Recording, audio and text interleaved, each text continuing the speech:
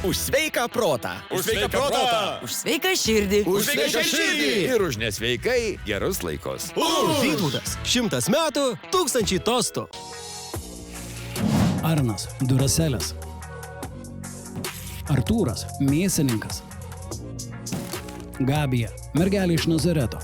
Visi moka gražiai kalbėti, bet ar visi išdrįs tai padaryti? Adrenalinas, įtampa, triumfas, naujieji herojai gimsta čia. Ar tau ką nors primena šitas? Ne šitaip pasakyti. Šitaip primena. Jie sako, kad sklinda kalbos, kad Aurimas yra gėjus. Lai pasako man tai akisai. Mane žmona prašo, sako, pabandyk tik neišplaukti dabar. Ar esi bandęs seksą tryse?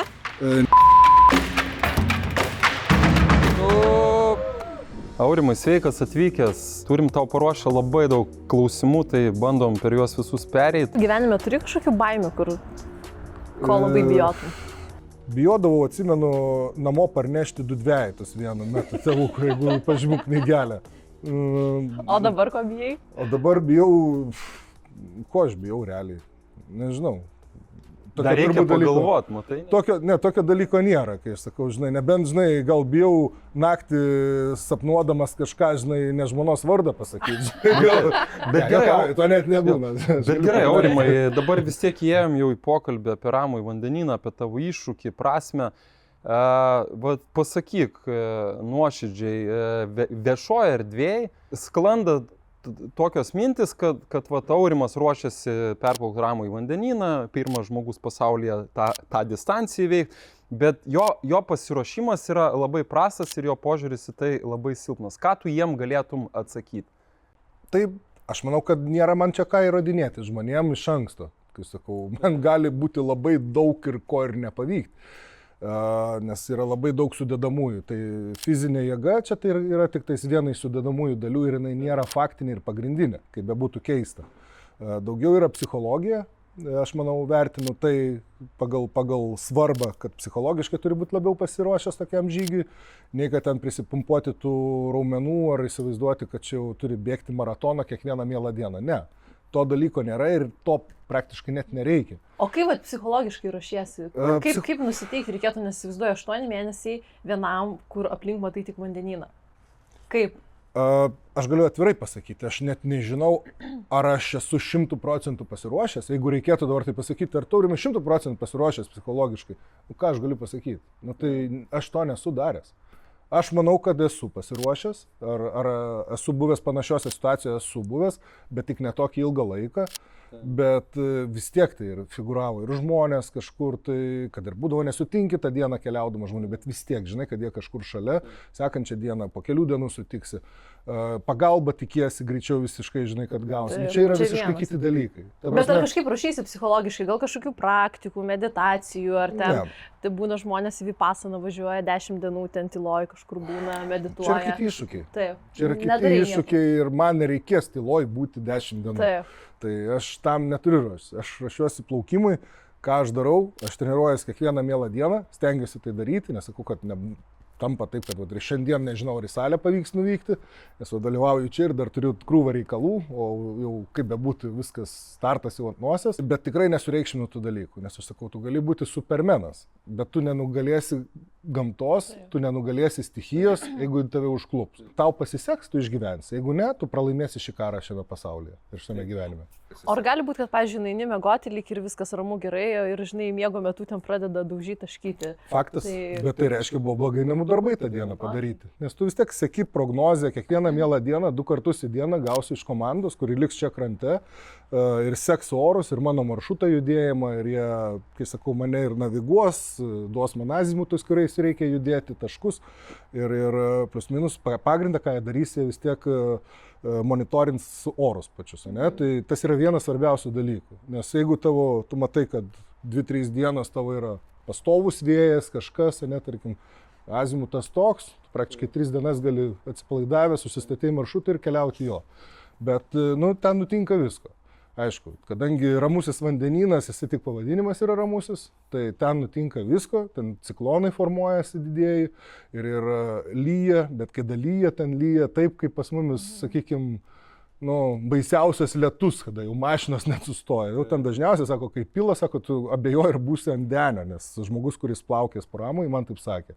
Sako, tu jau greičiausiai lysi į vidų, nes ten tiek, sako, kalas, Kruša tiesiog. tokia, ne kruša galbūt, bet, ta prasme, labai stiprus lietus. Tai čia dar vienas iš dalykų iš gyvenimo. Sakykime, jeigu tu jau neturi vandens, tai tu gali surinkinėti vandenį būtent lietaus. Jis yra saugus gerti ir jis yra labai geras. Ar kolega Aurimas Valujavičius, kuris įveikė Atlantą, ar jisai tau būtent dėl audros davė kažkokių patarimų, kas jam padėjo ir ką būtinai reikia pasidaryti, ko nebuvai apgalvojęs? Kiek man teko domėtis, man jisai neturėjo didelių audrų, pasisekė jam išvengti jų. Ir kažką tai jam patarti to klausimo, aš manau, kad irgi turėtų būti sunku. Bet kas yra pagrindas, tarkim, prieš audrą, ne tiek, kiek ten galvoti, kaip tu ten tai kabinai atsisėdęs, sėdės ir ją bandysi išlaukti, kiek spėti išsimesti parašutinį inkarą, jeigu tau bus nepalankus vėjas. Nes dažniausiai, kai užeina audros, tas vėjas sukas. Aš pastebėjau, kiek eina vandeninė, tarkim, jau sakykim, tie vėjai, ten tiesiog gaunasi toks sūkurys, pareina, toks atrodo kaip taifūnas kažkoks. O šiaip ar tiki, kad yra kažkokia aukštesnė jėga negu žmogus, ten dievas, kūrėjas ar kažkas, kas mus veda truputėlį gyvenime? Kadangi aš turbūt čia nepaslaptis, aš galiu parodyti, kad aš esu tikintis žmogus. Aš ir norėjau paklausti, ar turėsi kažkokį talismaną su savimi? Manau, kad aš galiu sakyti, kad esu tikintis žmogus ir aš turbūt galvoju, kad vis tiek, kad tas kažkokios jėgos yra didesnės už mus, negu kad kurios mūsų sukūrė. Nu ką, Aurimai, perėjai lengvąją laidos dalį, pamirštam, kas buvo, perinam prie rimtų dalykų, kaip vyrai. Bandom. Turim šiek tiek iššūkių, pabandom, ką išsuksi, ką šiandien veiksi šią popietę. Matau, čia yra ir aštrių daiktų, ne? Aštrių dalykų. Automobilį po to susitarsim, klausyk, kaip nors, gerai? Bandom, tada išsukti automobilį. Dava. Kažkokie automobilį neprikliuota kitai pusė. Opa. Dar į tai būna ir priminė. Nu, kaip sakant, Kom turbūt, ko mažiausiai tikėjausi ir kas labiausiai būsi prisikalbėjęs. Sakau, beliko tik Tysoną dar surasti. Iš tikrųjų, Maikas stovi kitoje pusėje. Paskambinam, atvažiavo dėl Aurimo, sakė, būtinai būsiu. Tai einam ruoštis ir žiūrėsim, kas išeis. Atidirbinėti autografo. Ką, Aurimai, turime eventą, karatė pasaulio čempionai, jisai to biškį parodys, kaip ramiajam vandeninė bangos jaučiasi ties šonkuliais. Tai pasižiūrėk ir... Gera patirtis manęs laukia. Pažiūrėsim, ar atlaikysi. Krante. Nu ką. Sėkmės man.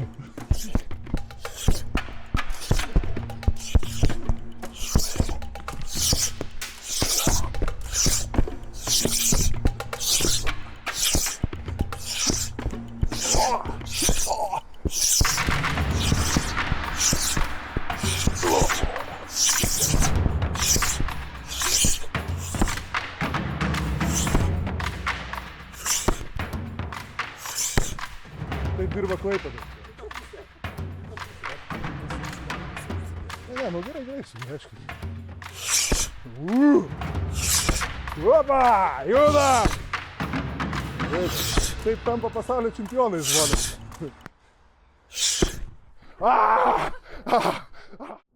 Man atrodo, voras bando nusileisti, tai bus pinigų. Kad pataikyčiau. Įdomu, tik aš su tais pinigais daryčiau vandenyną. Bet šiaip voras yra sėkmės ženklas. Tai čia jau ženklas, kad tikrai pavyks perplaukti. Taip, tikim, aišku. Gerai. Jūs tikit. Aurimai, būsi išvykęs, šeima nematys, kaip jie dabar jaučiasi, kokie jų lūkesčiai.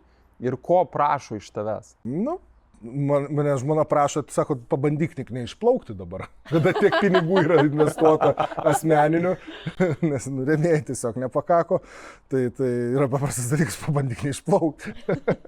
Ką aš galiu už juos atsakyti? Jie patys turi atsakyti tą klausimą, bet aš žinau, kad jie nedramatizuoja, jie lygiai taip pat paprastai žiūri visą tai kaip ir aš ir žino, kad jeigu tėvas išvyksta, jis visada sugrįžta. Nes ten yra, namuose yra geriausia. O vaikai? Tai vaikai tuo labiau, ką. Tetė, parveš kinderį. Ne, čia tokių nėra. Tai aš manau, kad jiems svarbiausia turbūt, kada aš grįšiu. O kaip jau grįšiu, kada, čia gal netiek svarbu tam yra. Už 8 ar 6. Paimkim dabar tokį scenarijų. Tu perplaukiai, išlipi į krantą. Koks pirmas dalykas, ką padarai išlipęs į krantą? Tai turbūt nežinau. Padėkočiau tam pačiam aukščiausiam už sėkmingą perėjimą. Tiesiog, aš sakau, jaučiaus kažką tai padaręs daugiau gyvenime, negu padariau iki tos dienos. Aš sakau, gyvenimas mano nesibaigė. Ką čia gali žinoti, kas tam Mockui darė galvą šaus? Kas galvos po to? O šiaip turėjau Aurimai sąrašiuką wishlistą, kad kokius dar dar padaryt? iššūkius norėtum? Čia dar netaip senai visai buvo tokia mintis irgi toptelis, bet čia tokia crazy. Aš nesakau, kad nereikia galvoti žmonėms iškart vertinti pagal ją mane, žinai, bet gal kažkas ir susidarys šią tokią nuomonę, kad nesu visiškai nuomonės. Tai tokia buvo mintis, pamačiau iš gyvenimo kapsulės, tokios, kurios skirtos yra nuo žemės drebėjimų. Ten Japonijoje jos labai populiarios, dabar Pietų Korėjoje, žinau, tenais nuo 10 iki 30 tūkstančių dolerių kainuoja. Tai mano tokia mintis buvo, o yra kas nors nuo Niagaros krioklio su jo šokės? O viešpatie, kas vyksta? Ir iš tikrųjų ChatGPT paklausiau. Jis man atsakė, kad yra tokių tipo crazy žmonių, kurie bandė šokti, bet ne visi išgyveno. O viešpatie, grįšim prie to. Ir įspėjo mane, kad tai yra daryti su ta, bet kuriuo atveju labai pavojinga. Ai, bet tai tada biški didesnė sugalvoja kapsulę užsidaryti. Taip, tiesiog. Ar tu turi kažkokių, sakykime, neatsakytų klausimų arba minčių, kurias tikiesi susidėlioti per tuos 8 mėnesius, nes būsi daug laiko vienas? Labiausiai tai turbūt noriu atitrūkti nuo to viso žiaurios tos aplinkos, mūsų rutinos ir kadangi nekartą yra tai buvę, kad tikrai pajutęs esu, kaip yra gera būti gamtoj, kaip pasitikėti tik savim, savo galimybėm, žinoti, kad kiekviena tavo klaida, aišku, yra lemiama ar kažkas ir tu tik tais pats už save atsakingas, tu truputį į kitą levelį pereini. Į kitą lygį, iš tikrųjų, ir tu supranti, kad jeigu tu gali prašyti pagalbos, tai tu tik gali pakėlęs į viršų akis arba, sakykime, tą patį pasikalbėti, kai aš sakau, pokalbį su Dievu. Jie vyksta, ta prasme, aš nežinau, kiti kaip ką vaizduoja, gal tiesiog bet tu tiki, kad kažkas tai yra ir tau galbūt tuo momentu padeda nepalūžti. Tai aš iš tikrųjų pasilgęs esu tų dalykų. Aš labai mėgstu gamtą. Man patinka kartais tiesiog eiti pievai, atsigulti ir klausytis, kaip medžiai ošia, kaip vėjas tarp žolės eina, kaip vabaliukai laipioja tau virš galvos arba ant kažkokio tai šiaudo galo ir žiūri, kaip jis elgiasi, kaip jie ten išgyvena, kaip kas, tu kartais atrodo toks didelis pasijauti, atrodo, taip bandai save įsivaizduoti jo lygyje ir galvoji, kaip tu jam atrodai, tarkim, ne? Aurimai, bet, pavyzdžiui, po tavo iššūkio, kurį veiksim ir mes tau dar kartą linkim, kad tu ir veiktum, tu gausi labai labai daug dėmesio. Ar mastai apie tai ir ar tave tai pakraus papildomai, ar galbūt labiau netgi iškraus, bet reikia tai atlaikyti? Pažiūrėsim, koks tas iššūkis. Jeigu kartais nereikia galvoti ir bijoti to, su kuo tu dar nesusidūrei. Kiekvienas iššūkis išauginam baimę. Kiekvienas iššūkis gyvenime mus daro stipresnis, mus mokina kažko nekartot, kažko nedaryti arba elgtis būtent toje situacijoje taip, nes tai yra geriau išgyvenimui ir tai yra geriau patirti visą tai. Tai aš kai sakau, pabandykim taip pasielgti, kad iš kiekvieno iššūkio pasiimkime geriausią ir patirkime malonumą. Aš galvoju, mes net žiūrovom galim duoti mažą iššūkį. Kaip čia reikia padaryti? Turim tokį kamoliuką, reikėtų nulenkti ir su 3 pirštukais paspaudžiat. Čia yra piršto expanderis. Aš tiesiog matau, kad jūs jo mėgaujatės ir kai sakau, taip jį sulenkti yra lengva. Aurimas parodės, kaip iš tikrųjų reikia jį naudoti. Palenki. Sulenkus pirštus yra daug sunkiau, kai ranką nuleidi riešą ir kada suspaudi pilnai. Yra daug sunkiau tai padaryti. Tai nežiūrėjom, jeigu kažkur prie televizorių mes šiaip naudojam dėl to, kad mes, jeigu jaudinamės, tai kažką spaudžiam. Tai va. O tau, Aurimai, šiaip, ką nors kalbant apie tavo iššūkį, vis tiek 8 mėnesius būsi vienas, ar tau ką nors primena šitas? Ne šitaip pasuk. Šitaip primena. O ką? Parodyk žiūrovus.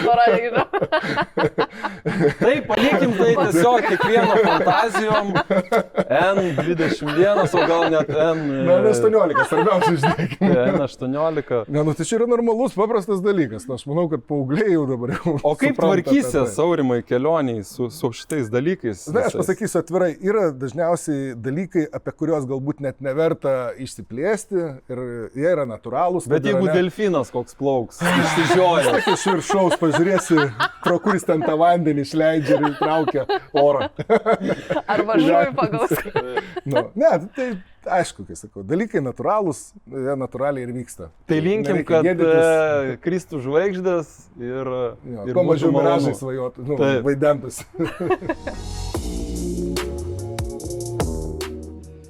Jei galėtum savyje pakeisti vieną dalyką, kas tai būtų? Įsipilčiau daugiau dabar ledo ir galbūt... Kviečiam mėsininką! Mėsininką į studiją! Aš manau, kad čia baigiu prisikalbėti, iš tikrųjų. Žiūrovai, kad suprastumėte, mes dabar esam ledo vonioje, temperatūra yra apie +5, tai tikrai yra iššūkis. Jau esam 2 minutę. Judam toliau per klausimą. Aurimai, labai svarbus klausimas žiūrovams ypatingai. Kaip atrodytų tavo ideali pornografija? Ideali su mano mylima moterimi. Be ribų. Ar esi ką nors pavogęs, kas tai buvo? Vaikystėje tikrai teko būti kleptomanu ir šampūną atsimenu suvogęs. Kam, nežinau, bet paskiau labai kliuvau ir labai gilėjausi. Ar esi pavogęs magelį iš mašinos? Ne, to tikrai. Tokių dalykų ne. Tikrai ne. Magelį vagis. Ne. Ar esi bandęs seksą tryse? Ne, tikrai ne. O norėtum? Nebent nežinojau, kad dar kažkas papaklodė. Nu ką, kiekvienas normalus vyras apie tai turbūt pasvajoja. Bet jau jaunystėje. Tikrai taip. Pratesk, aš patiriu stresą, kai... Kai guliu lovai. Per ilgai. Tiesiog žmogus. Vienas pats, kada lovai guliu ir matau, kad per ilgai tai tęsias, tada jau stresuoju. Kad gyvenimas eina pro šalį. Ar yra kažkokia patirtis gyvenime, kurią norėtum ištrinti iš atminties ir kad nebūtų jos tiesiog buvę? Aš manau, kad visos patirtis mus grūdina. Tai viską, ką patyriau, tebūnėlai ir lieka, nes tai mane moko gyvenime eiti ir teisingų kelių, ir nekartoti klaidų. Kada labiausiai savim didžiavaisi, Aurimai? Kada užsibrėžtą tikslą pasiekiu. Tai visada, kada iškeli tikslą, jį pasieki ir žinai, kad savo eilinį kartą kažką įrodai. O kai perplauksi ramių į vandenyną, galėsi savo pasakyti viduje, nu Aurimai šaunuolis, gerai pavarė. Tai žinoma. Ir Tai taip ir moki padarysiu. pasidžiaugt. Tai faktas. 3 didžiausi tavo trūkumai. Turbūt nekantrumas. Manau, kad ganėtinai didelis trūkumas. Aišku, kartais tingiu eiti žolę nupjauti prie namų. Didelis trūkumas ir tikrai nemėgstu tvarkytis namų. Svarbu valtį susitvarkyk. Ta pažadu. Tai Aurimai, ar žinai, kaip susidoroti, jei prarasi navigaciją vandenyne? Taip, tiems dalykams esu pasiruošęs, manau, pakankamai gerai, nes kariuomenė išmokė topografijos ir gyvenime žygiuose irgi yra tekę tą daryti. Ir turim klausimą, kurį uždavė žiūrovas. Sako, kad sklinda kalbos, kad Aurimas yra gėjus. Paneigsi šitą faktą ar patvirtinsi? Kad negadėjus taip, bet kad gėjas, lai pasako man tai akis. Tu ką tik turėjai iššūkį su pasaulio čempionu karate Eventu Gužausku. Kaip tu realiai jautėsi? Ar tau paliko įspūdis? Tikrai žinojau, kad pas karatistus yra labai koordinuoti ir tikslus smūgiai.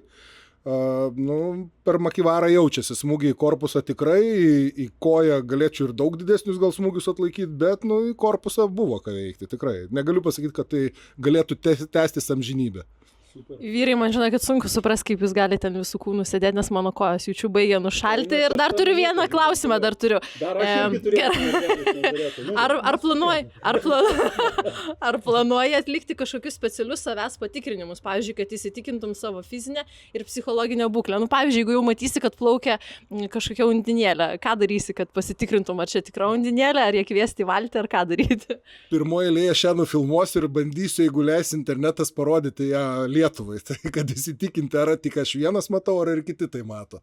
Tai tą padaryti tikrai pažadu, bet jeigu ją pamatysiu, tai bus nuotykis. Ne tik undinėlė, bet kokią žuvelę, paukštį ar kažką praplūduriuojančią pro šalį. Mėly žiūrovai, užteks šaldyti Aurimą, iš tikrųjų ruošiam jį ypatingai kelioniai jam tikrai reikia būti sveikam kaip ir Dikui, dėl to manau, kad baigiam blitz klausimų dalį. Dar nebaigiam, dar vieną klausimą turiu. Gerai. Įtariu, kad Arnas jau sušalo. Arnas jau sušalo, dėl to noriu baigti. Ne, Arnai, pasėdėk dar. Jeigu žmonės norėtų... O gal Vytautą pastumti? Aurimai, jeigu žmonės norėtų paremti tave ar kažkaip prisidėti prie tavo kelionės, ar gali jie tai padaryti ir kokiu būdu? Manau, kad gali. Būdų yra ne vienas, tiek perkant atributiką mano internetiniam puslapį aurimasmockus.lt, tiek kitais būdais, kurie yra visi aprašyti. Vau, belė kaip gerai pavarėt hibrytę, neįtikėtinai. Aurimai, kaip šiaip jautiesi po tiek? Dabar, kai išlindau, šilčiau. Dabar reikia specialių pratimų padaryti. Žinau tą arklio stovėseną. Arnai, žinai? Horse stand. Jo. Horse stand. Bet reikia išlipti. Bet su sąlyga tik su Vytautu. Ten visi sensėjai, ten anytampos laiko ir ten atrodo jau viskas šakės ir patys nusiraminam, tai tiesiog mes įkvepiam ir 3 kartus taip ir aš galvoju, aišku, kai valtį ten mėto, nešioja, tu prisikabinės, tiesiog Meditacija yra gerai. ramybė, žodžiu. Iškvėpti viską, ko nebereikia. Tik aš visada sakau, kaip sakai, per egzaminus, prieš viską. O aš buvau toks vaikas, kuris sakydavau, kad tas, kuris mokosi, tai nėra ko bijoti, egzaminus išlaikys, bet aš buvau tas, kuris sakydavau, reikia stengtis išlaikyti nesimokius. O čia tai iššūkis. O čia iššūkis. Pirtelė akimirka, jeigu jinai šilta, ne? O šiaip, Aurimai, mėgsti pirtį? Be galo. Jo, tik. Bet gera. O čia tikrai gera pirtis. Gerai. Medelino pirtis gera, rekomenduojam. Varom į pirtį!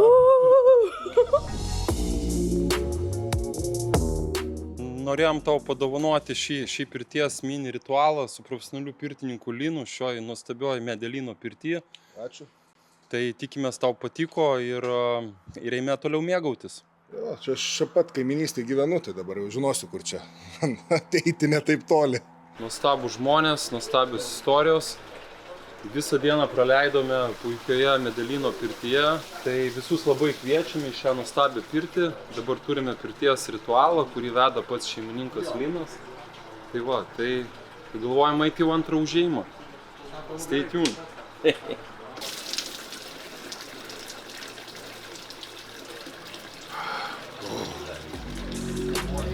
Patarimas nakvoti kapinėse. O eina savo, kaip čia viskas dreba. Pasiimtų tą taksą, važiuok iki tos bažnyčios, kokia aš tau, lelebė, papu, kokia, niekai. Labai svarbus klausimas. Narkotikai.